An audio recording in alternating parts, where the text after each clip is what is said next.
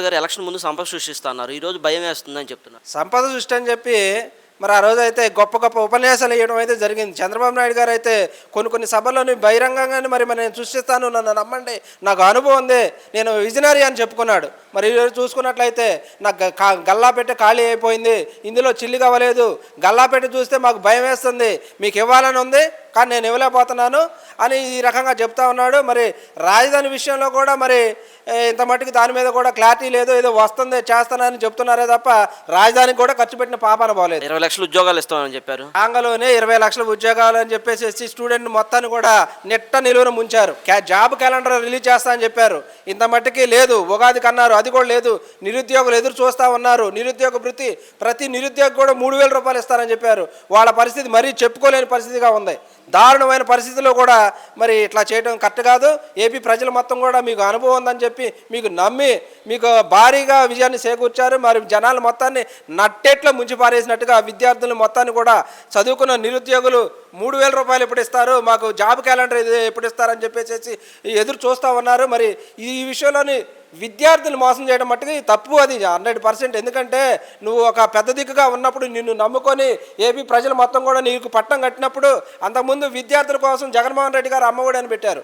అమ్మఒడి అని పెట్టేసేసి అదేవిధంగా విద్యాదేవన మరి ఫీజు రియంబర్స్మెంట్ పెట్టి వాళ్ళని ఆదుకున్నారు. మరి వాళ్ళు మొత్తం కూడా ఇవాళ నట్ట నీళ్ళను ముంచేసి ఇట్లా చేయడం అనేది కరెక్ట్ కాదు. జగన్మోహన్ రెడ్డి గారు ఆ రోజుల్లోని మరి 15,000 రూపాయలు ఇచ్చారు విద్యార్థులకి, నాడు నేడు అని చెప్పేసి స్కూల్ బిల్డింగ్లు కట్టించాడు.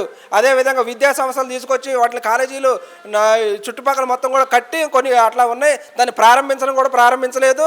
మరి కేంద్ర ప్రభుత్వం ఏమో ఆ విద్యా సంస్థను మీరు తీసుకోండి, మీకు అక్కడ ఒక 100-150 సీట్లు వస్తాయి మెడికల్ కాలేజీలో అని చెప్తా ఉన్నారు. మరి వాటి మీద తీసుకుంటే జగన్మోహన్ రెడ్డి గారికి ఎక్కడ ప్రయోజనం వస్తుందని చెప్పేసి ఆ కట్టునీటిని కూడా మరి ఆయన గారు ప్రారంభించట్లేదు. ఈ రకంగా విద్యార్థుల్ని నిరుద్యోగుల్ని నిట్ట నిలువున ముంచేశారు. అంటే వాళ్ళు మంచి ప్రభుత్వం మాది అని చెప్తున్నారు. లేదు, మంచి ప్రభుత్వం అని వాళ్ళు చెప్పుకోవడం తప్ప మరి జనం అనుకోవాలి కదా. మంచి ప్రభుత్వం అని చెప్పేసి మీరు డబ్బా కొట్టుకుంటున్నారు, మేము మంచి ప్రభుత్వం మాకు అనుభవం ఉందని మీరు చెప్పుకుంటే కాదు. జనాల్లో నుంచి మరి జనాలకు మీరు ఏం చేశారని ఇప్పుడు రేపు రానున్న రోజుల్లోని స్థానిక సంస్థల ఎన్నికలు వస్తూ ఉన్నాయి. మరి వీళ్ళందరూ కూడా గమనించాలి. మీరందరూ కూడా విద్యార్థులకు ఒకటే చెప్తున్నాను, మీరు వ్యతిరేకించే విషయాన్ని ఓటు ద్వారా రేపు పొద్దున మీరు మేము ప్రభుత్వానికి యాంటీ ఉన్నామని చెప్పేసి మీరు బహిరంగ తెలియకపోతే చాలా తప్పది. ఎందుకంటే మీతోటి విద్యార్థులు అందరూ కూడా మోసపోతూ ఉన్నారు. కాబట్టి మీరు ఖచ్చితంగా విద్యార్థులు వ్యతిరేకించాలి. యాంటీ ఓట్ అనేది కంపల్సరీగా స్థానిక సంస్థల ఎన్నికల్లో మీరు చూపించినప్పుడే మనకి రాజ్యాంగం అమలుపరుస్తున్నట్టుగా లెక్క వస్తుంది.